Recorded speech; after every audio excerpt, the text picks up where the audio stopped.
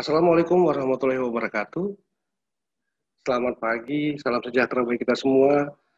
Salam kenal bagi para sejawat sekalian, bagi rekan-rekan mahasiswa Fakultas Kedokteran. Pagi hari ini sebelum mulai sesi peran akupuntur terhadap tuli mendadak dan tinnitus, saya mengucapkan selamat Hari Pendengaran Sedunia yang kita peringati pada tanggal 3 Maret tahun 2021. Saat ini saya berterima kasih untuk kesempatan yang diberikan kepada saya untuk sebagai salah satu narasumber dalam acara webinar ini. Terima kasih kepada guru-guru saya, profesor, dan sejawat yang sudah memaparkan materi yang sangat luar biasa tadi sebelumnya. Semoga itu semua boleh bermanfaat bagi rekan-rekan semua dan bagi adik-adik dari Fakultas Kedokteran. Saat ini saya, Abdi, akan mewakili dari KSM Akupuntur Medik, Rumah Sakit THT Proklamasi, untuk memaparkan bagaimana prinsip penanganan tuli mendadak secara akupuntur. Saya akan memulai. Baik, rekan-rekan sejawat sekalian, saya akan menceritakan, memaparkan bagaimana peran akupuntur medik pada kasus tinnitus dan tuli mendadak. Sebelum sampai kepada slide intinya, saya mau terangkan sedikit bagaimana sejarah akupuntur, apa itu akupuntur medik, apa efek samping, serta manfaatnya, serta bagaimana perannya pada kasus-kasus THT. Karena saya yakin banyak juga teman-teman sekalian yang belum memahami bahwa akupuntur medik sudah terintegrasi di dalam kedokteran konvensional. Secara singkat saya akan menceritakan bahwa sejarah akupuntur diketahui 4.000-5.000 tahun yang lalu berkembang di negara asalnya di Tiongkok, dan di dalam perkembangannya tahun 770, kemudian di dinasti Tang pada tahun 265 sebelum Masehi, sampai kepada tahun 1949, Traditional Chinese Medicine Center of Research in China menerapkan akupuntur untuk mengobati orang-orang di perifer dan pedalaman karena dianggap akupuntur adalah merupakan proses pengobatan yang cepat, singkat, dan terhitung murah biayanya pada saat itu. Kemudian tahun 1955 di Tiongkok, akupuntur dijadikan sebagai salah satu disiplin ilmu di Fakultas Kedokteran. Kemudian tahun 68 sudah dipakai menjadi salah satu pola untuk melakukan anestesi. Kemudian di dunia sendiri tahun 79, WHO sudah menetapkan 43 penyakit yang bisa diobati dengan akupuntur. Kemudian dalam perjalanannya 1984, 1989, WHO sudah membuat standar nomenklatur dan akupuntur research guideline. Tahun 1991, WHO sudah mengintegrasikan bahwa akupuntur masuk ke dalam kedokteran konvensional. Tahun 2008 ditetapkan adanya suatu buku atlas akupuntur yang disebut WHO Standard Acupuncture Point Location in Western Pacific Region, yang mana titik akupuntur yang dulu dibuat dalam bahasa aslinya, dalam bahasa Mandarin kuno, sudah diterjemahkan di dalam bahasa Inggris dan diberikan nomenklatur kode. Bentuknya seperti ini. Bagi rekan-rekan sejawat semua, dokter umum atau adik-adik mahasiswa yang tertarik untuk membaca ini, boleh atlas ini di-download di Google dengan mengetik WHO Standard Acupuncture Point Location, sehingga semakin memahami bahwa akupuntur ini sudah masuk ke dalam dunia kedokteran barat. Di Indonesia sendiri, tahun 62, ahli akupuntur dari Cina didatangkan ke Indonesia untuk merawat Presiden Soekarno, yang kala itu Bapak Presiden Soekarno memiliki keluhan di daerah Lumbal. Kemudian setelah berhasil melakukan pengobatannya, Departemen Kesehatan Republik Indonesia membentuk penelitian kedokteran tradisional timur di RSCM di bawah naungan Departemen Penyakit Dalam. Kemudian, alhamdulillah pada tahun 2003, muktamar di Balikpapan, ahli akupuntur ditetapkan sebagai dokter spesialis. 2011, pendidikan akupuntur medik dimulai di FKUI dan RSCM. Baik, buat sejawat sekalian, apa sih itu definisi akupuntur? Akupuntur itu berdasarkan dari terminologi katanya dua kata, akus dan punktura. Akus itu artinya jarum dan punktur artinya penusukan. Dalam bahasa Cina disebut Chen-Chiu. Nah, akupuntur itu adalah suatu modalitas terapi dengan menusukkan jarum di titik tertentu di permukaan kulit, yang tujuannya untuk menghilangkan nyeri dan mengobati kondisi kesehatan tertentu berdasarkan fisiologi, anatomi, dan prinsip-prinsip pada evidence-based medicine atau berbasis bukti penelitian. Teknik yang paling sering dipergunakan adalah teknik dengan manual akupunktur atau mungkin dengan stimulasi listrik. Sekarang apa perbedaan antara tradisional akupunktur dengan medical akupunktur? Secara cara berpikirnya, tradisional menggunakan konsep yin dan yang dan stimulasi qi, sedangkan medis akupunktur menggunakan neuroendokrin, imun, dan stimulation.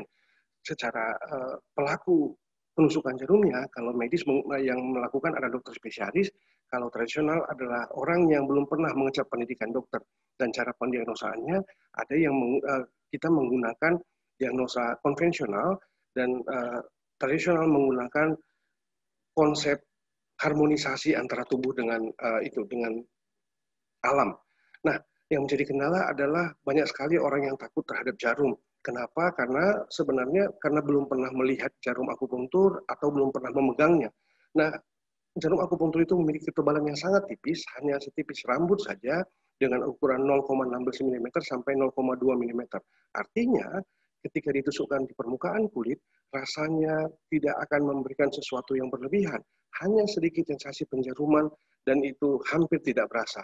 Nah, modalitas dari akupunktur sendiri menggunakan acupressure atau menggunakan jari, manual akupunktur hanya perangsangan dengan tangan dan jarum, elektroakupunktur menggunakan listrik, sonopunktur menggunakan perangsangan dengan gelombang suara, laser punktur menggunakan penggunaan laser, farmakopunktur disuntikan zat cairan B12 di titik akupunktur untuk merasa titik akupunkturnya, dan yang paling sekarang sedang dikembangkan adalah penanaman benang pada titik akupunktur yang disebut catgut embedded.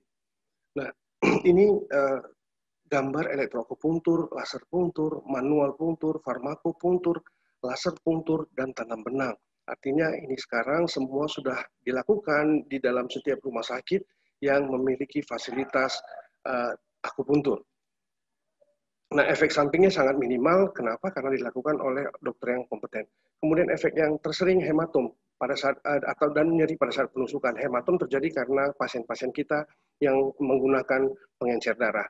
Tetapi akan sangat aman sekali karena penggunaan jarumnya sekali pakai dan mencegah infeksi.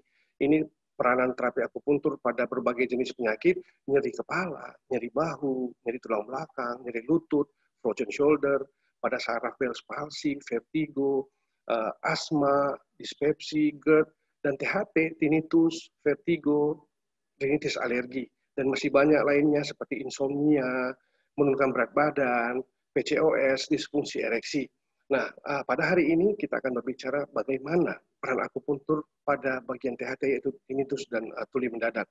Nah, saya akan memaparkan beberapa penelitian yang sudah dilakukan secara dunia dan dipublish di jurnal-jurnal internasional. Tahun 2015, Chang et al. Melakukan tinjauan sistematik dan meta-analisis tentang peran akupunktur pada kasus SSNHL.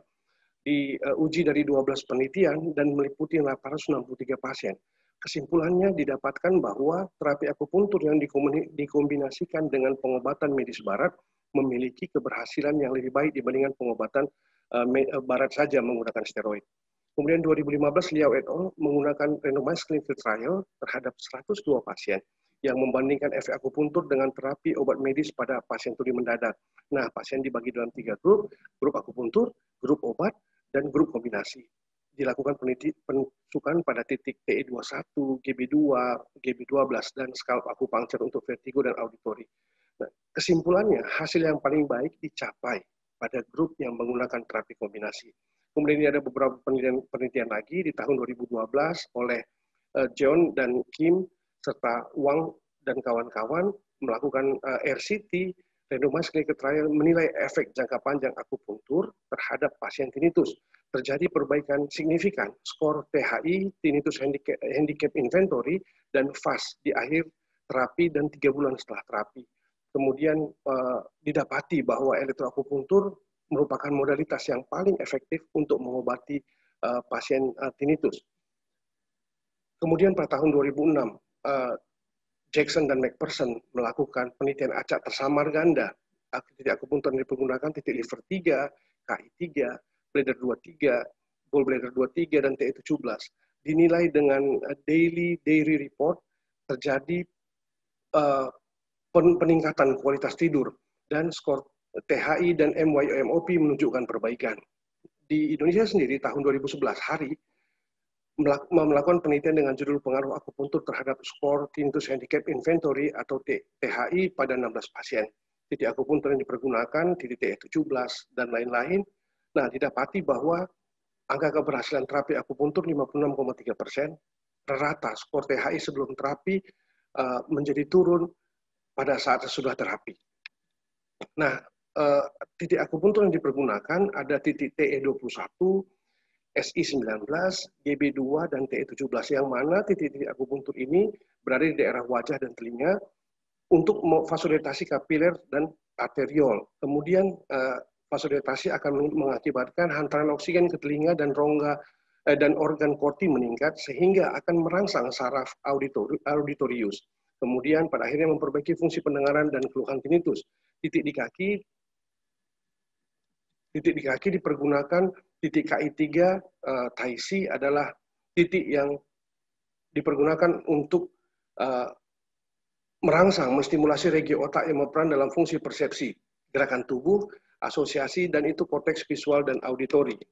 Kemudian titik di tangan dan kaki ada titik LI4 Heku dan LR3 Taichung adalah penggunaan titik aktivasi area otak seperti korteks somatosensoris dan akan berpengaruh pada proses nyeri dan emosi. Nah, satu titik terakhir adalah titik ST36 yang disebut Susandi. Setelah diteliti bahwa apabila dilakukan elektroakupuntur pada titik stoma 36 ini, kiri dan kanan didapati terjadi peningkatan kadar GAD67, glutamic acid dekarboksilase 67 di sistem saraf pusat, dan juga akan terjadi peningkatan nitric oxide sehingga akan terjadi vasodilatasi dari pembuluh darah. Secara rasional dan singkatnya, bagaimana peran akupuntur untuk mengatasi tuli mendadak maupun tinnitus adalah meningkatkan sirkulasi lokal dan meregulasi aliran darah ke dalam telinga sehingga akan meningkatkan suplai oksigen. Kemudian setelah itu akan meregulasi viskositas dari darah, kemudian menurunkan inflamasi dan memperbaiki sirkulasi pembuluh limfe. Kemudian meningkat eksitabilitas dan konduktivitas dari saraf pendengarannya. Secara mekanisme kerja kita bisa melihat ini dari beberapa titik akupuntur LI4, ST36, dan SP6 akan menurunkan agregasi platelet dan regulasi sistem koagulasi darah sehingga akan menurunkan viskositas darah. Kemudian titik ST36 dan SP6 akan menurunkan mediator-mediator proinflamasi IL-1 beta dan interleukin 6 dan TNF serta meningkatkan interleukin 10 yang merupakan mediator antiinflamasi sehingga efeknya akan menurunkan inflamasi di area telinga. Kemudian penusukan di titik TE17 IFUNG, TE21, SI19, GB2 akan terjadi pelepasan substansia P, CGRV, dan nitric oxide sehingga akan meningkatkan sirkulasi darah, sirkulasi lokal. Aktivasi saraf pendengaran di otak dirangsang oleh titik triple energizer nomor 5 dalam bahasa Mandarin disebut wake one, sehingga keempat efek ini akan meningkatkan, menimbulkan perbaikan pendengaran pada pasien-pasien dengan tuli mendadak atau pasien dengan tinnitus. Nah, sejawat sekalian, ini titik akupuntur, beberapa titik akupuntur saya paparkan yang sudah dipergunakan untuk mengatasi tuli mendadak dan tinnitus dari kami dari KSM Akupuntur Medik, dan ini semua sudah dibuktikan dengan cara penelitian dan ini yang selama ini kami pakai di dalam rumah sakit. Nah, demikian pemaparan saya terkait peran akupuntur yang bisa dipergunakan untuk mengatasi tuli mendadak dan tinnitus. Sekali lagi, saya mengucapkan selamat Hari Pendengaran Sedunia pada tanggal 3 Maret 2021. Terima kasih. Assalamualaikum warahmatullahi wabarakatuh.